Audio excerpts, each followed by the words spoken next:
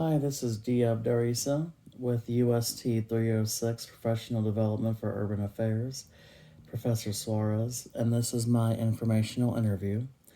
For my informational interview, I'm interviewing Laura Siraki, President of the Pro Tem of the Hessler Neighborhood Association and President of the Hessler Housing Cooperative. I'll be giving her a call right now.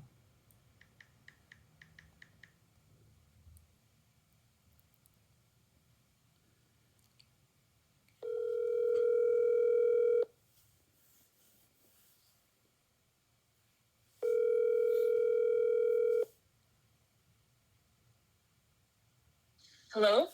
Hi, is this Laura? Yep, this is Laura. Hey, this is Diab Dar-Issa. I appreciate you coordinating a time to allow me to interview you. I appreciate that.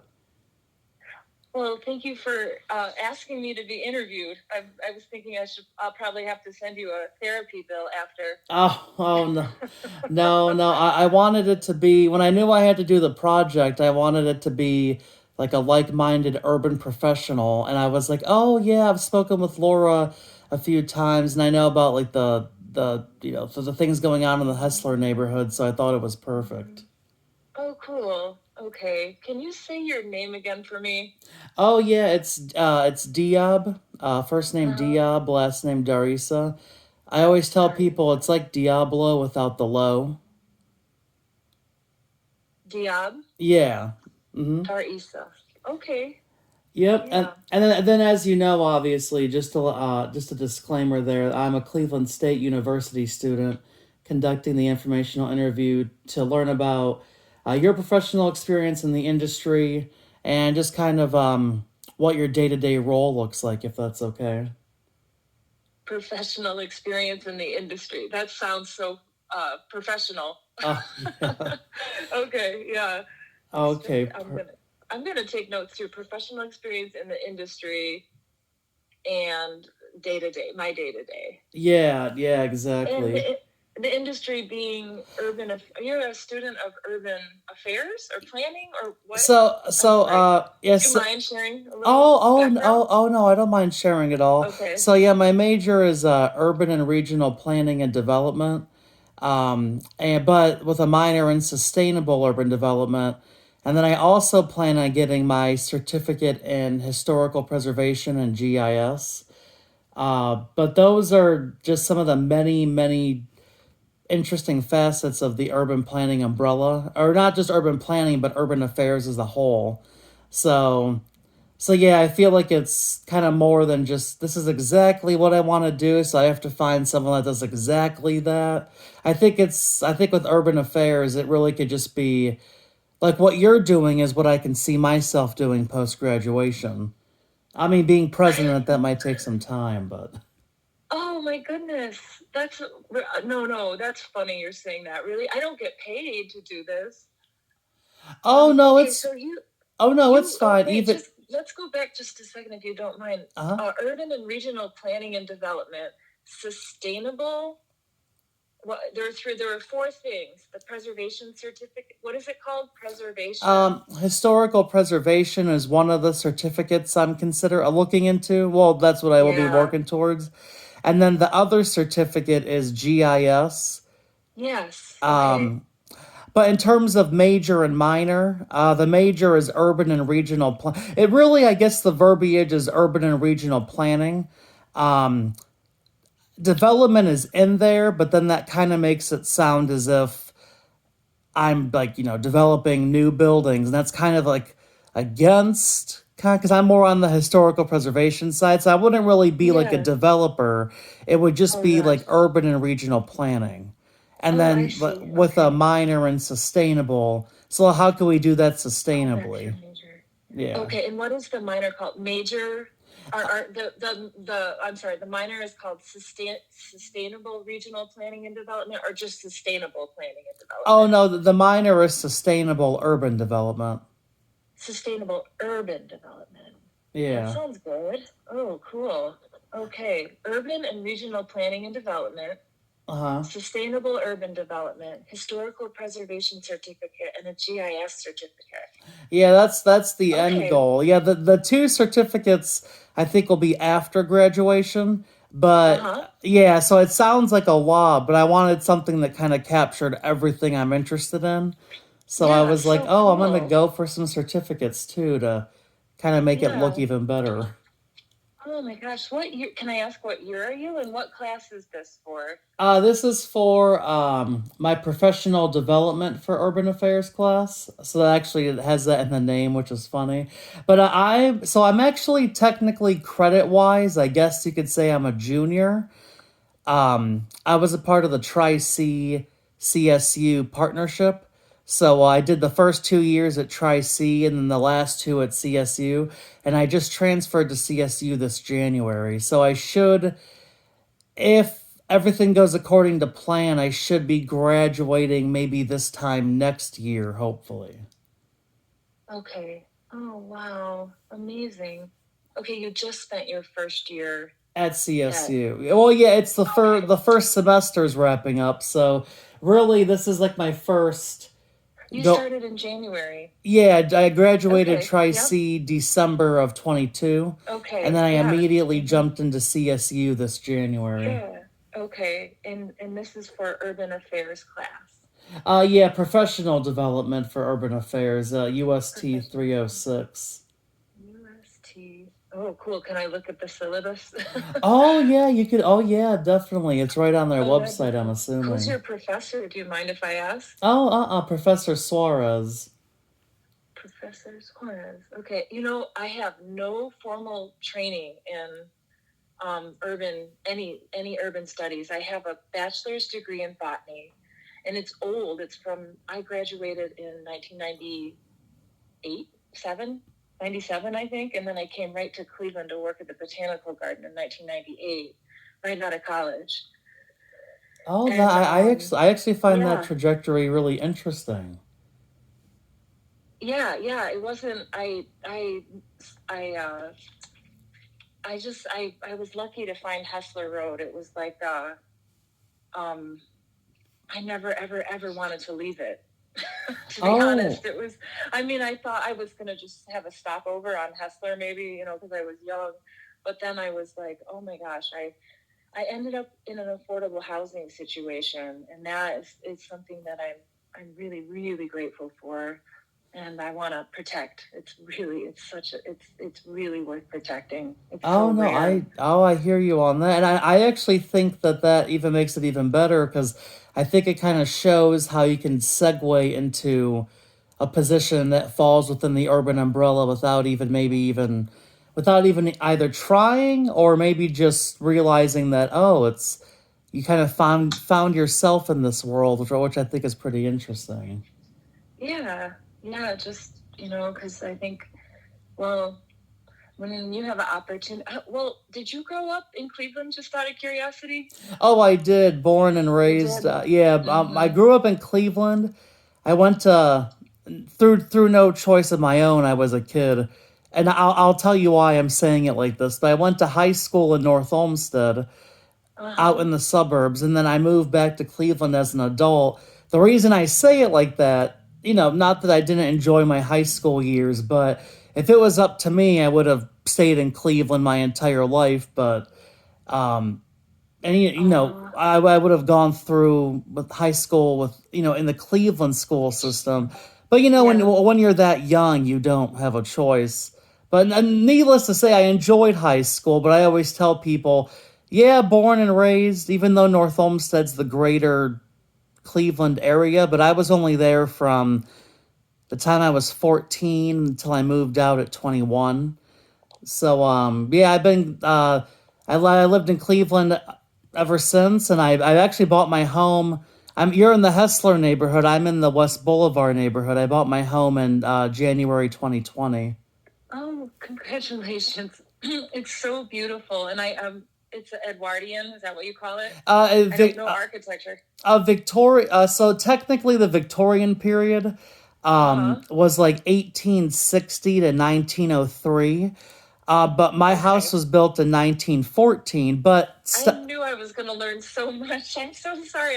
Oh no. I don't want to take up the whole interview asking you questions. I don't know how much time you have, but Oh, we could probably talk for hours. oh, Yeah, no, okay. I actually don't Victoria? have. It's not really timed. If anything, I was worried. You know, when you told me you were president of these organizations, I'm like, oh, she probably does not have time. No, no, no, that's it's so funny. They tease me, oh, Madam President, because it's so informal. It's like in the housing co-op, there's so few of us, and so many have been there for so long. We pass the title of president around like every 10 years or 15 years Oh, or okay, okay. so. The moment you said that, I'm like, oh, okay, she runs a tight ship. I need to. No, I don't run a tight ship. I need to run a tighter ship, but I am a little out of orbit with this development, though. I'll admit that. But it'll be fun to talk about what, yeah, I guess what my day to day looks like with um, with Hessler, because even though I've spent more time working on behalf of Hessler the past 2 years than I have probably collectively the rest of the time that I lived there, since '98, and just because when they brought the development proposal to us, I was very scared because I saw what was happening in Little Italy, and I Oh, I knew that know. the likelihood that we would get something compatible with the historic district was very slim. So, but anyway, okay, so just back to you real quick. Victorian 1860 to 1903, and that took me right to Hessler, because we are I don't know our architectural style. There are 4 buildings on Hessler where I still can't find the date they were built. There are the Victorian era kind of it's not one particular style. It's kind of like an era, if you will. So like a lot of popular styles are like Queen Anne's, Eastlake, Okay. Stick, like colonial Huh. revival. So even my house was built in 1914, but I consider it a late Victorian, because you have to remember, Yeah. just because the Victorian era ended in 1903, when 1904 came along, it's not like people woke up and the styles instantly changed. Yeah. So Sure. always Yeah. I always tell people that, yes, technically that they say the Victorian era, it's kind of like that period where the 1900s to the 19 teens, it's considered late. I still see it as Victorian. I think the Uh huh. defining period is anything after 1920 is when it's no longer considered Victorian. Yeah. Uh huh. So yeah, the Where where 1910s do is that. where was Oh, okay. So where was the style? Where did Victorian originate from? Where did the style originate from, or The how is it? style. Well, the Or name. like, where was the epicenter of that particular era? Do you know? That Or particular era, the name Victorian stems from England, because like that was Queen Victoria's reign. Even though us in the United States, at that time, we have long since been free from the UK, but it's still kind right? of recognized as the Victorian era, even though she was the Queen of England, but we're the United States. But no, it kind of has styles kind of from all over, because Yeah, some of the yeah. styles came over from England, but then you can definitely tell. I could tell if it's American or if it's British, because the American style, there are elements of the British style, but we definitely took it and made it very like Queen Anne is quintessential American. Like Oh, really? after the interview, if you Google Queen Anne, the homes Oh, are quintessentially American. okay. They look like cakes, like decorated cakes. Yeah, yeah, Yeah, I think those are the ones yeah. people associate most with the Oh my style. gosh. I found a Queen Anne cottage, and I absolutely fell in love with it on Lamont Boulevard in Cleveland, just right outside of University Circle. And I was so excited. I took pictures of the houses on the street because they were all in the footprint of the development. And I shared it with the architectural historian that I'm work that actually volunteered for Hessler. You would love to talk with Oh, her.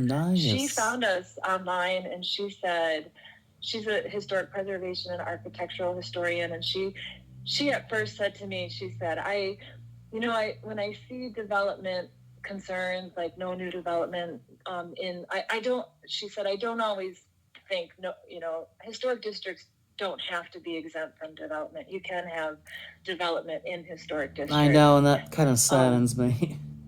yes, it does. I know but it's interesting because I wonder, there's probably different school of thoughts. I would probably be a purist, but I'm in the midst of it right now, so I'm really biased.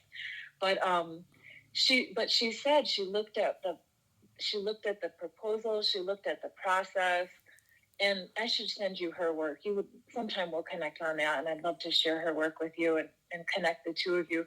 But she said this was an absolute no. Like what they were bringing in to the district was going to have profound impacts on the district, and no sensitivity. And some of the things that got said in the meetings really concerned her. Like, she heard somebody say, you have to look outside the district to draw for architectural elements to incorporate in the development in the district. And she was like, oh, no. That's not, you Oh, don't look outside the exactly. historic district. Yeah. It, So, just simple things like that. And I loved it the other day. I saw she boiled it down to, we got to choose the paint color. That was like, in the end, after all these 2 years, that was the only outcome. I know that they would argue otherwise, but yeah, there are definitely even in this field, like to kind of piggyback on what you were saying, it's yeah, there are people who, like, and I myself would consider me a purist too, because like I acknowledge what new development brings. I know it's a boost to the economy and it's good. I'm not blissfully unaware. I know it brings jobs, and I'm definitely a huge housing advocate.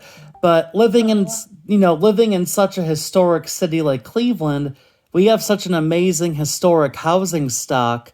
I just don't see why we can't use the amazing historic homes full of character that we already have. Like, why do we need this right. new development that just does not, like, it just, this new development just looks like anything you can find anywhere. Like, it's taking Yeah. away from the character that, like, what makes Cleveland Cleveland. I want to visit Yeah. a place and they have their own style. I don't want to see these buildings built in the 2010s that you can find anywhere in the world. Ugh, yeah. Yeah. Seriously. But then Definitely. some people hear that statement, and that statement alone would grind gears with maybe some fellow urban professionals, because a lot of them I think are looking at they're just looking at like the bottom line, what it brings to the economy. Surprisingly, a lot of my peers don't have the same passion for the historical element, which is why I wanted to differentiate myself by getting that certificate. Oh, Yeah. God bless you. Yeah. It's so refreshing. I was like, uh-oh, because I think a lot of the first, let me jump back. I'm sorry, I'm jumping all over the place, but I Uh-uh. did want to tell you, the Queen Anne Cottage, you should definitely go see it, because I don't believe I've ever seen any in Cleveland anywhere. Maybe just, there's a lot of streets in Cleveland that I haven't driven on, or haven't been down in East Cleveland too, or even on the west side. But the Queen Anne Cottage is it. My architectural historian friend and activist who worked with us said that's a rare. It's a rare. There aren't many left. Actually, after the interview, maybe I can we can message on Twitter and I could get some more info on that, because Yeah, yeah, a lot of yeah. houses, like a lot of there are lots of Cleveland styles you'll see in the Victorian era.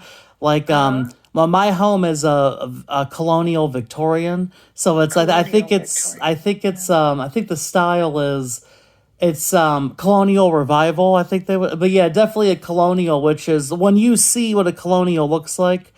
That's one of the predominant styles in Cleveland, like the colonials, the Yeah. duplexes. Hmm. But then you do get your unique, like if you drive in Ohio City and Tremont, Yes. they have a Hmm. lot of Victorian styles that other neighborhoods Hmm. don't have. So Hmm. yeah, I Yeah. did notice that. Like we have our predominant Victorian styles, and then Right. depending, and then Franklin Boulevard comes to mind too. If you just drive Oh, down sure. Franklin Boulevard, Yes. those The are all. grand. I feel like every nook and cranny, every area of Cleveland has its beautiful, just rich tapestry of history, which is why it saddens me when they bring in these new buildings because they don't they just don't to me they just don't tell me if you know what I mean. They just don't seem Cleveland to me. Oh, yeah. It's like when you said that, I was thinking about the times in my life where I visited New York City, kind of at 10-year intervals. And the last time I was there, I think I was in parts of the East Side that it looked like a shopping mall. I'm like, this is like everything is the same here. It's so sad because it felt like it had so much character before, and little by little, I saw it disappearing. I it's don't it's really know it's if really that's sad. Yeah, it's yeah, but okay, so what neighborhood did you grow up in then? Or did you um hop around? I Because that's actually also, I am not a native Clevelander, and I love meeting native Clevelanders. I love oh hearing your stories. It's so oh different than how I grew up. oh So, that I'm flattered. I appreciate that. But I actually grew up in Cleveland. On West 66th Street. There's actually it's like this planned. I think it was like this planned community after World War II. Like you'll know what I mean if you see it because the houses they stand out. They do not look like yeah. other houses in Cleveland. Are It's they bungalows or no, it was called no? the Brooklyn Acres. Because Brooklyn it was Acres. very close to the city of Brooklyn. Okay. Not to be confused with Old Brooklyn, the Cleveland neighborhood, which it was Okay. close to that too. But there's a Cleveland neighborhood called Old Brooklyn, which is Cleveland. But then Yes. speaking of New York City, which is funny. There's a city right outside Cleveland called Brooklyn. That's actually not Oh, Cleveland, but okay. it was this area called the Brooklyn Acres, and if you ever visited, the houses do not look like anything else in Cleveland. It literally you could tell it was like a planned community. Yeah. So we grew up there. Then we lived there until 2005. I probably should say I'm what they consider a non-traditional college student because I'm actually 32. Uh-huh. Yeah. Because not that I'm not like beating myself up. I'm not saying but like technically they would see me as because I'm gonna tell you the years and then you're probably gonna go, how old is this guy? But so no I went back to school at 29, and Yeah. the great thing about school is you can always go back. So anyway, Uh-huh. that little tidbit is vital because you'll start hearing the years and go, wait a minute. But Yeah. so Okay. yeah, we lived there until I'm 2005. in there. I'm walking around on Google Earth in your neighborhood, and actually, if I don't want to offend you, but it kind of looks like Parma. You wouldn't call those bungalows, or no? Am I on the right? Okay, now here's I think the address. I think the address was. Oh my god! Oh, here it is. Oh, I know. Okay. It was four. If you look up 4331 West 66th Street. Okay. Um, Yeah, that is so fascinating. Cleveland is so vast. yeah, yeah, yeah, I yeah. need to But get out and can't see you it more. tell? Can't you tell by Yeah. looking at it that those definitely do not match any Oh, other style you've seen in the city? oh, not in the city, not in Cleveland, but outside of Cleveland. Is that? Wait a second. Now with architectural styles, Oh, no, no, no. Wait, that's a different. I see. There's something different going on that street. Okay, yeah. wait. So part of me is thinking it was a planned community, and I don't know if this is true, but I wonder if it's like a planned community around World War II. You know, with the baby boom and soldiers coming Yeah. home. Part of me part of me kind of pieced that together, and I'm like, that's got to be the only explanation because it's this like it's this subdivided area, but none Yeah. of the houses look like anything else in that area. And So it was that a duplex? Wait, what you lived in, was it a duplex? no, This that a that was a single family, but they were like all rentals. So like you all the people living there, they were like rented. It was really I haven't seen anything else like it. And I'm a full grown adult now, but they look like they are houses. They are proper houses, but I think they're all you rent them. I don't think anybody owned any of them. So it was like this planned like rental community, which if you play around on Google Maps and go up the street, there's like the big administrative office, which was like the big yeah. leasing office. And I've never seen anything like that. Like, especially in Cleveland, I'm like, oh, like, there are like, in like newer cities, like development outside of the central urban core, you see stuff like that. But I'm like, oh, so yeah, that's where I grew up. And then we moved to North Those are Olmsted. Yeah, those are very unusual homes. I see what you're saying. It's like, so that as in particular 66th Street, it looks like these like they're almost like ranch houses stuck together. So I don't know. It's weird. I can't make heads or tails of that, but I see what you're saying.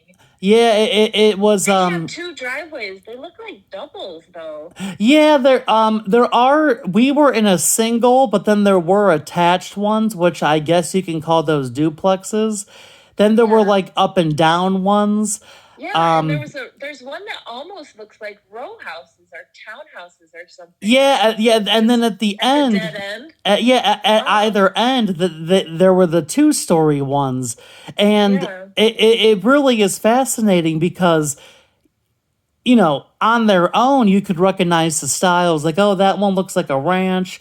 But Yeah. even stylistically speaking, I nowhere else in Cleveland the houses look like that, No. No, which you're right.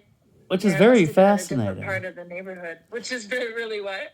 I said it's really fascinating in that because I'm used to the old historic Victorians that we have, the old Yes. housing stock. But then it's Yeah. interesting how when you venture out, like in the outer ring suburbs, like Yeah. Shaker is like a cable car suburb, but then you go further out, then you can start telling when like the automobile basically took over, and then you get Uh-huh. neighborhoods like Strongsville where like everything is so sprawled out. So it's very interesting just looking at the Yeah. dynamics of like the neighborhoods, and you could Yeah. tell which one's historic, and I'm in the West Boulevard neighborhood, you're in the Hessler neighborhood, so we share a lot of that Cleveland Yeah. history.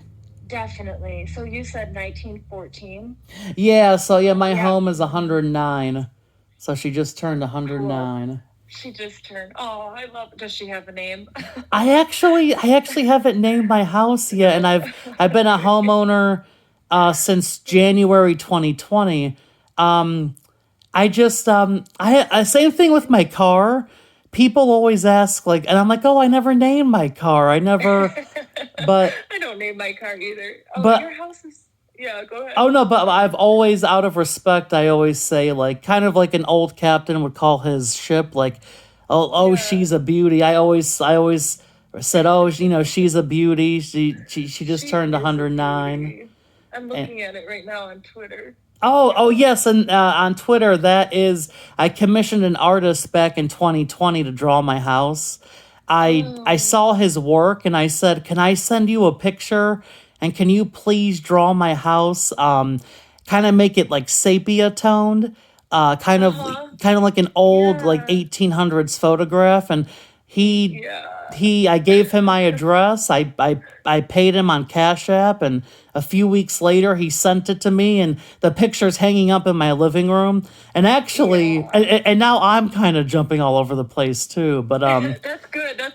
I feel like I hope you don't mind. This is how I communicate. I oh feel like no, I with no, my I siblings, this is how we talk. I love getting to know fellow what I call urbanites and urban planning or urban affairs professionals. But my sister actually, I think she loved the idea because just earlier this year, she commissioned an artist to draw her and her fiance's house, and they have it hanging Yeah. up in their living room.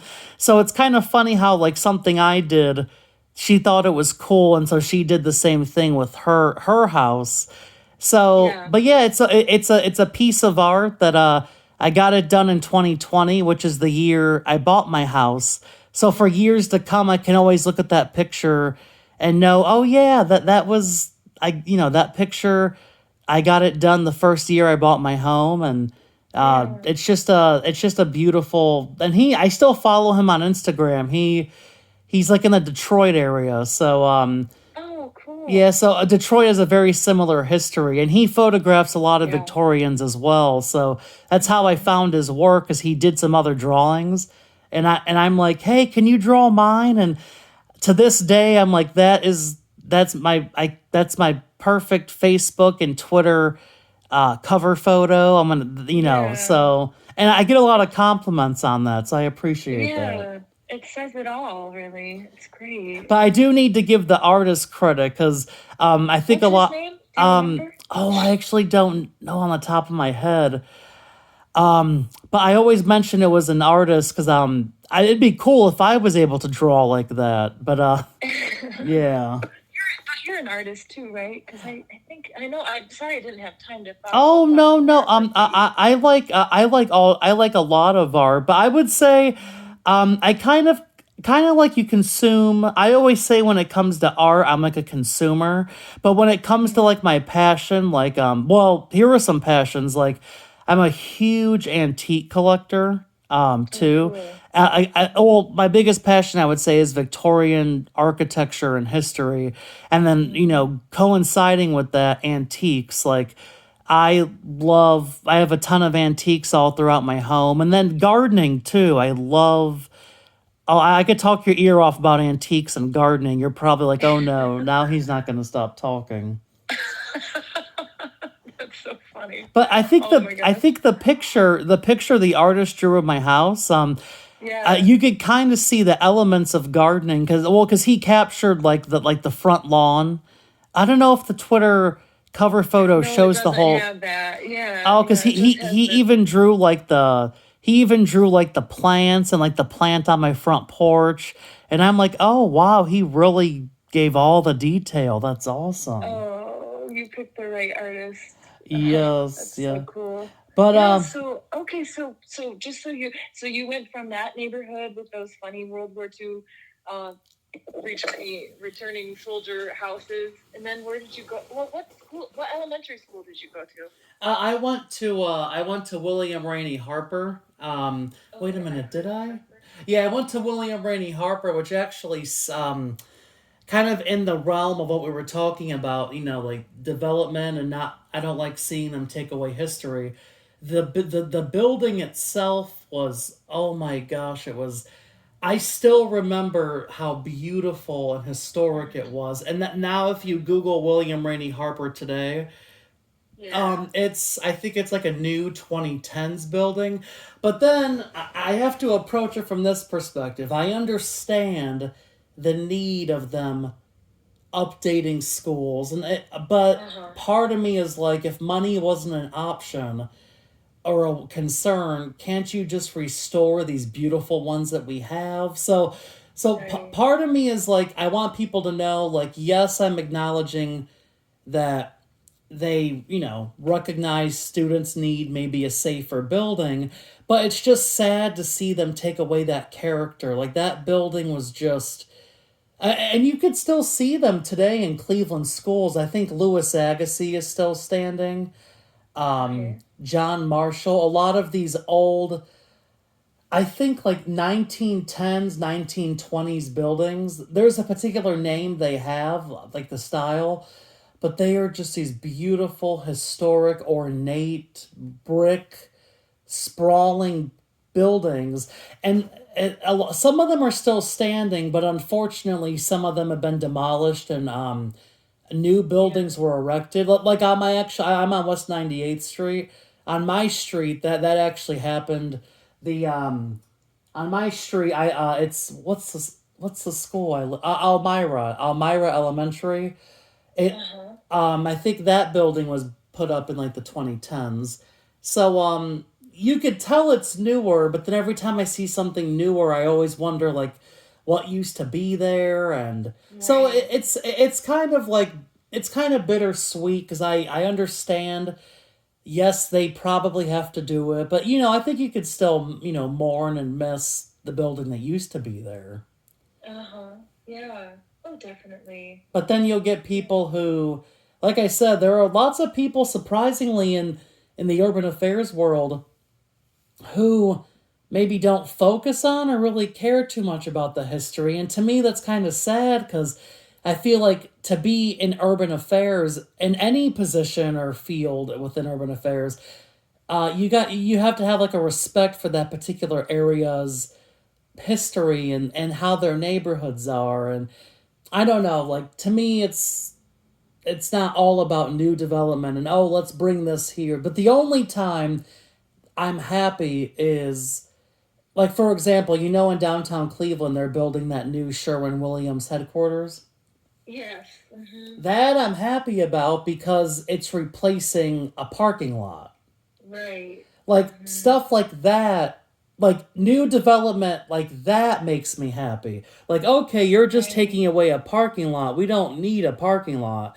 But now, if Yeah. they were to tear down, like, a beautiful, historic 1800s factory, then I think they actually are doing that elsewhere in Cleveland. Like I think General Electric is shutting their doors and they're going to tear down like kind of like what you were dealing with in Hessler. Like I see it in other pockets, and it's just I don't know. I see these cranes go up in these new buildings, and like I said, if you're taking away a parking lot, then more power to you. But if you're destroying a piece of history, then that does sadden me.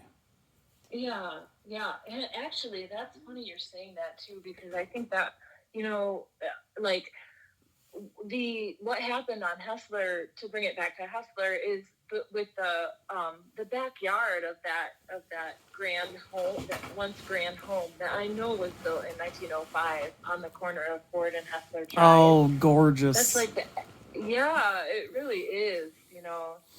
It used to have a vestibule. I found the property. Actually, the people at the county archives were amazing.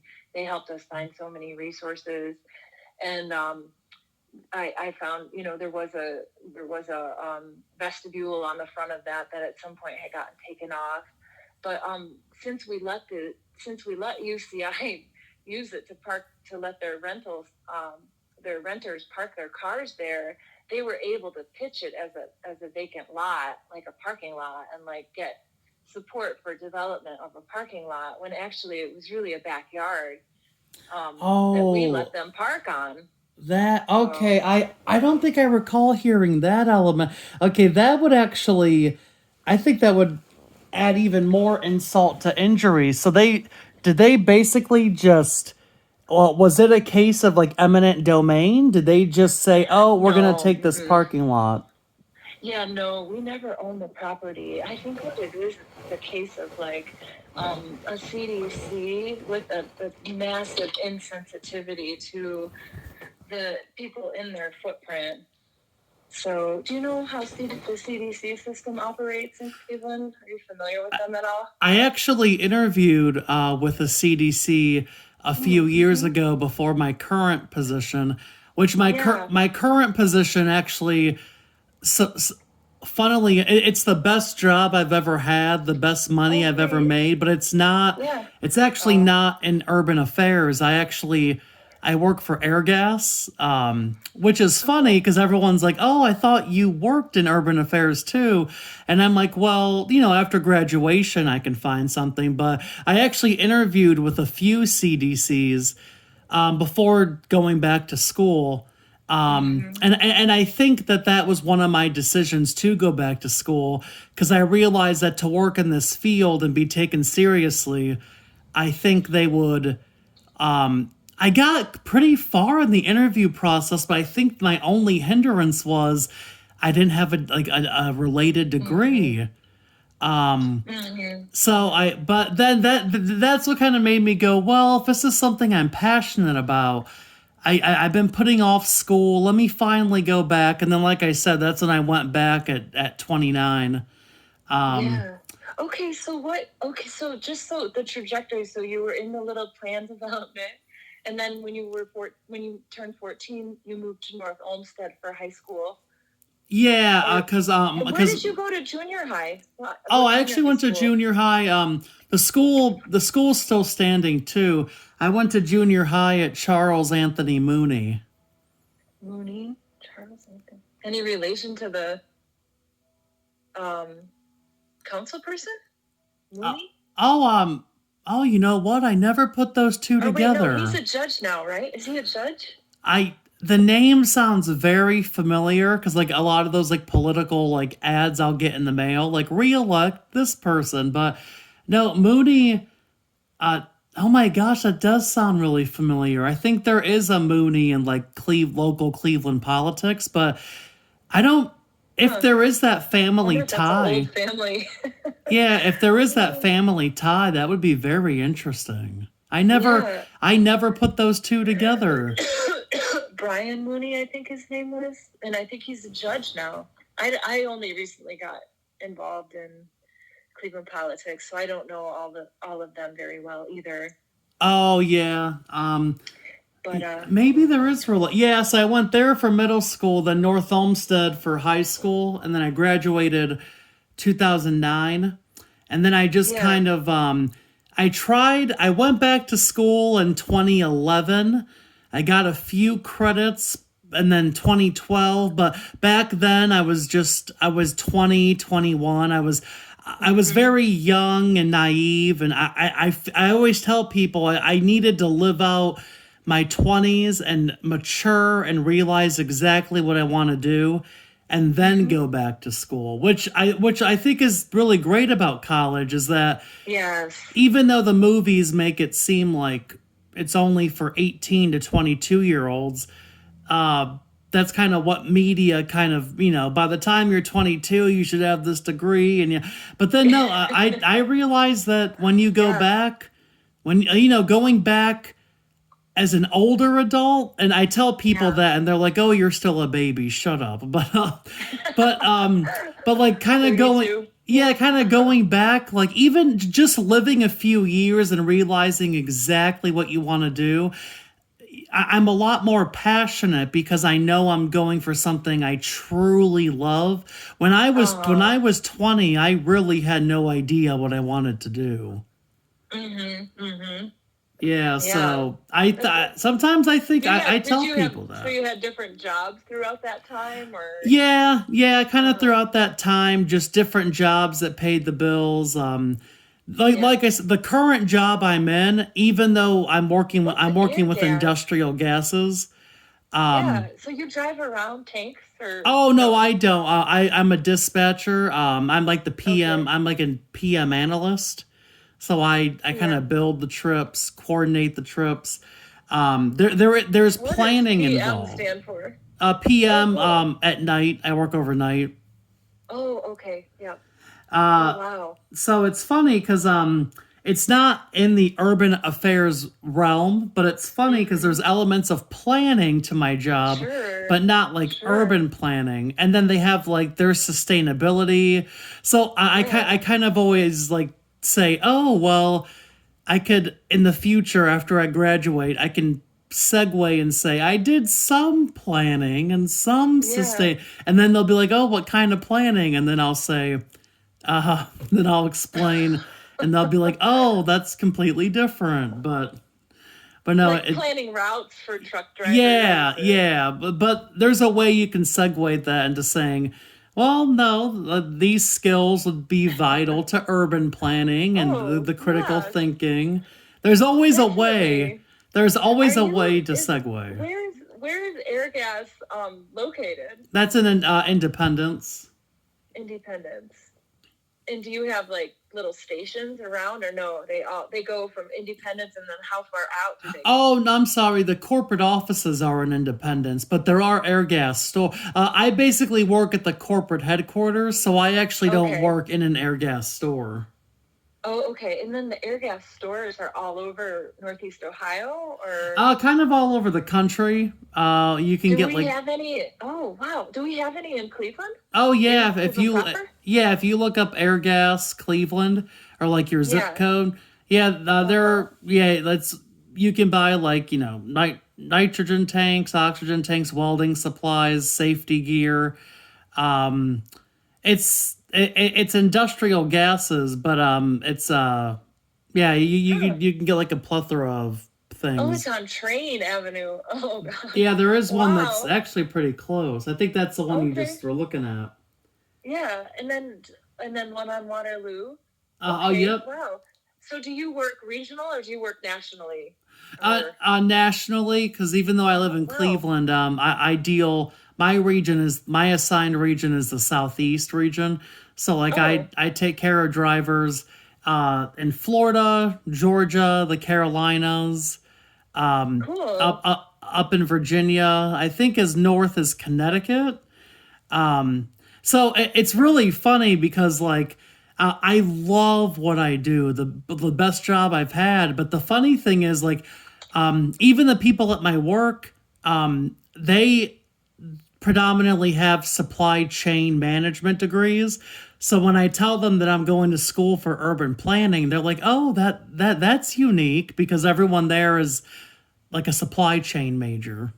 Uh-huh. Okay. So I always tell them, but I know I know I blew them away in the interview, and because I think I remember answering this question.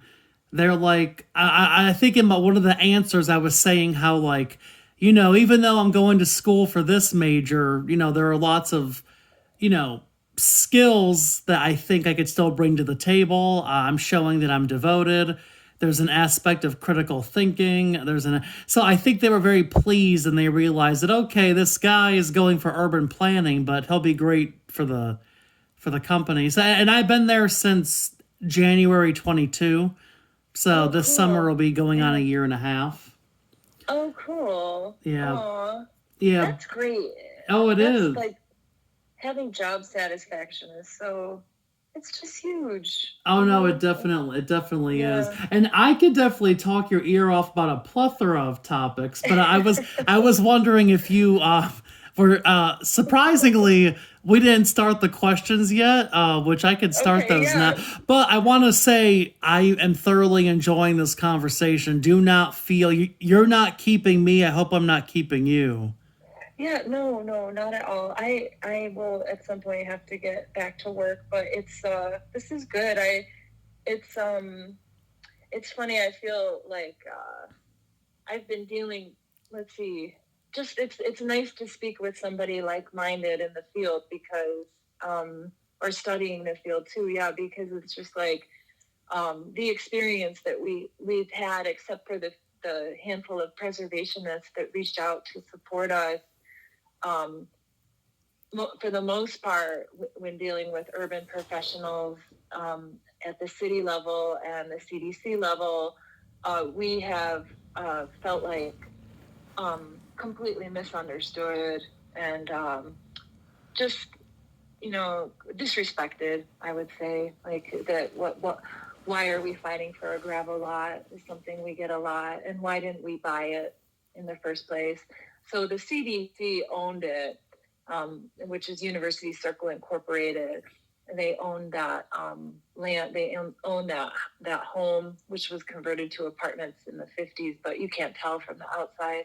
Oh, And they interesting. own the four flat next to it. I think it's called a four flat. It's a beautiful Yeah, old building. I still have a goal of making it out there and checking it out. And then Mm-hmm. even Yeah, I after would love to show you around. oh, Yeah. I would love to visit the organization too. And actually, speaking of that, I think we are. Well, I don't know if we addressed this yet, but the first question I had was Yeah. what are the main responsibilities as president of both of the organizations? Okay. So each one is different. But the Hessler Neighborhood Association, the mission is to improve the quality of life and living conditions on Hessler Road, preserve through the preservation of the historic housing. Really, that's at the crux of the organization, and it was founded synonymously with the street fair, the Hessler Street Fair, which at the time the people living on Hessler, they were architecture students, grad students in various programs, young professionals, older. Some of the people who bought homes in the 40s there were still living there, or bought buildings were still living there, or maybe renting there. So there's it's the evolution of the neighborhood is really important, and it's like going all the way back to 1929. We have a record of a very strong community on Hessler, and the goal of the Hessler, like the president, the Hessler Neighborhood Association works to keep that together, works to keep Hessler, because quite frankly, Hessler property is in a institutional footprint, and I think the institutions would rather see Hessler gone. It's not. I think they, it's not a goal of theirs to see the community thrive. The land is probably more valuable than the buildings that are on it. Yeah, and to me, and that's a sad feeling to have when like you, especially in this field where you kind of feel like is there anyone that shares the same interest of preservation, and it just seems like everyone is just new development, new development, new development. I'm just like, so, and that's also why I wanted to interview you too, is because I wanted someone who shared that passion for the historical preservation side of things too, not just somebody who they're like, let's bring in these new townhouses and let's put up let's put up this and that. And so like, I don't know, I just feel like you kind of get that a lot with and again, I recognize what they bring to a neighborhood, but it's refreshing to talk with someone who appreciates and is trying to preserve the historical side of things, and what makes Cleveland Cleveland. Yeah, definitely. It like with Hessler and actually with preservation in Cleveland in general, I'm sorry. I guess you probably, it's from what I'm hearing you say, you sound like you feel isolated a lot too with it, because the movement to build new, tear down, build new is a lot stronger in Cleveland than the preservation movement. And I can tell you that you're not yes, that is actually true. I think that's valid. That's happening. Preservation is very misunderstood from the upper levels on down in Cleveland. Exactly. There are some people doing really good fights for preservation, and of course, there's some great success stories. But I'll tell you right now, I don't know if you're aware of the organization Preservation Ohio. I've heard. Yeah, I think they're not like as well resourced as they'd like to be, but they're fighting as much as they can, and it's an uphill battle in preservation, I think. Anyways, and they pointed me to some great resources, and I went down actually to a conference that they were hosting, and I at the end of the conference, I was talking with the president. I think he was the president of the board, and he said, how did he put it? He was like, Cleveland is hostile to preservationists. Oh, that's I just was like, oh my gosh, thank you for saying that, because the hostility, sometimes the hostility feels, I don't know, maybe it's my approach, because I am so passionate about it, and it's actually I could tell you that too, because every time if I comment, I haven't been as active commenting on Twitter as I used to, but I obviously I still use it every day, but like I kind of got some pushback because like somebody in the field would post something about like new development coming or something, and then I would always say I would come at it from like a preservation perspective, and I could kind of tell that they wouldn't interact with my content or my comments. And I'm like, Uh-huh. and I wasn't hurt by it, but it just really goes to show. I'm like, gosh, like I need to make sure. I hope that there are more people that care about the historic side of things and Yeah. preserving things. But no, and I don't know why people just can't accept both. Like I feel like sometimes people Right. feel Exactly. I feel like Yeah. the ones for new development, I feel like that they can't admit that maybe I don't know, maybe they feel as if they have to pick one or the other. I'm like That's too bad. you can recognize both. I mean, as much There's as so it much pains. land in Cleveland too. To us, it's kind of like, what's the point of ruining this historic district to cram in 18 more bedrooms for the university? Um, Yeah. when there is so much land, it doesn't make sense to us. Like it's the institutional hunger, I think, that and there's so much money in, I think, what I like to call the real estate state.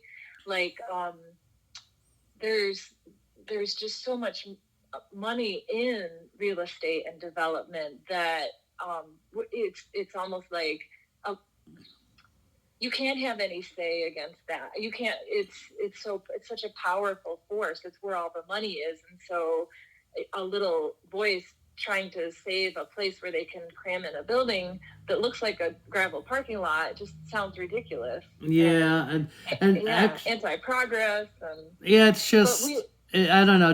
To me, it's I saw the renderings you shared with me, and I don't know. To me, it just like those ultra modern buildings, they just look so out of place. Like, Yeah. Yeah, no, yeah, that was the backside of the building. So, in fairness, I was showing you that for scale. I can show you the front. The problem with the architectural renderings is you don't, we learned from one architect actually in our group who owns a building and came to work with us because on the first round of the development, actually with the micro units, the second round, he had to withdraw because it was affecting him professionally. It would affect him professionally to be involved with what we were advocating for, which was no development or a home that looks like yours that would fit within the district uh or huh, ours, because I think ours must be from the same era, our similar style. I don't know if you can tell from that picture I shared with you of the yellow house, but we call that the Mrs. Benelli house because Mrs. Benelli was one of the old women in the district who refused to sell her home oh, to nice. University Circle Incorporated, which at the time was called University Circle Development Foundation, or the institution. And we actually had three old women holdouts.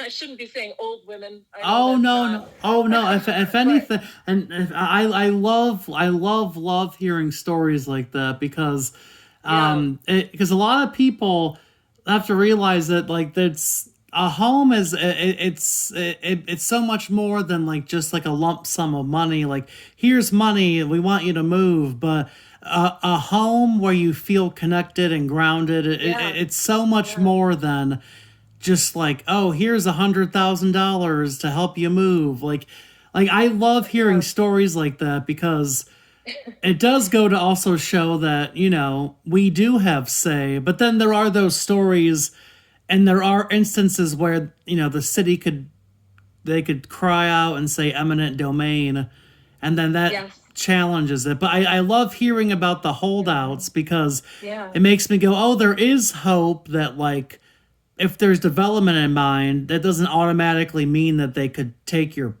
just take your right. house away from you. Right, that's right. Yeah, and then with UCI owning that lot and the one next to it, the one of them is in the historic district and one of them isn't. But they kind of said, well, in order to fix these two buildings up on Ford Drive, we're going to have to put a development in the on Hessler to support the renovations of the two buildings.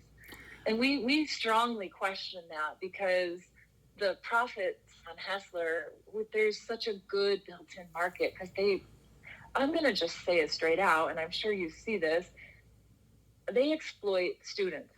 They take so much money in rent from these students. Oh, And I yeah. don't know. I think we have a lot of wealthy students, but I also think we have students just racking up the student loans. So it's part of this big problem. But they're building up basically an 18-bedroom dorm. We know it's going to be filled with undergraduates, and he rents by the bedroom. We were upset. I'm upset. I don't know how my neighbors all feel about it. I think it's just sickening for all of us a little bit that maybe there was some renovation work on the two Ford Drive buildings that needed to happen, like roof work or foundation work or, structural things to preserve the building.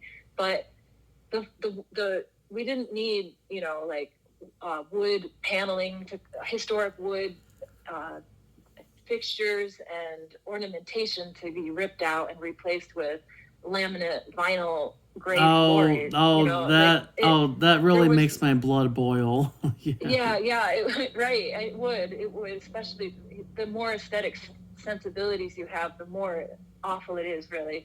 And it's for the sake of creating what they call luxury housing, which for us old house people, that is not luxurious. But I understand. It's so funny. It's so funny you say that because I feel the same exact way. Like I'll literally look at like like TikTok videos and they're like, oh, like luxurious, and I'm thinking to myself that like you said, it's just like it's laminate, and then just everything is just painted gray, and I'm just I never ever want to come off as I don't want to come off as like snooty, but I tell people I'm like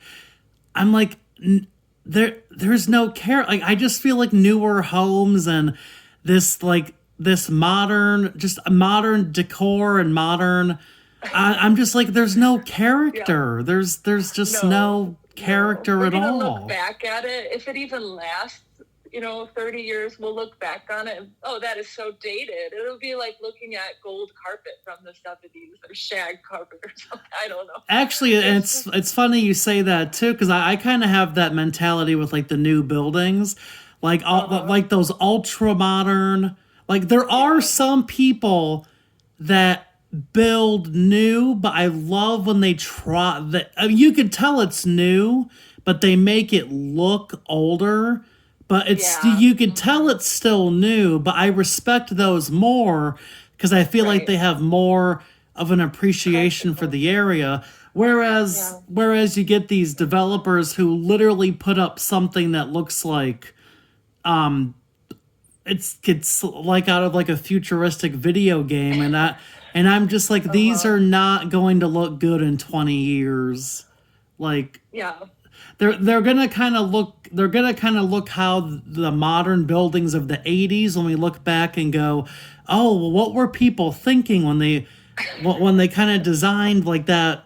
I mean, some of it's timeless, and then it eventually finds its niche in like Americana, like in the 50s, like that was like that style was completely different, but then looking back on it, people are like, oh, that's quintessentially that era. So but then some of it just does not translate through time, I think. Right. And I feel like a lot of the new styles today are just not going to be.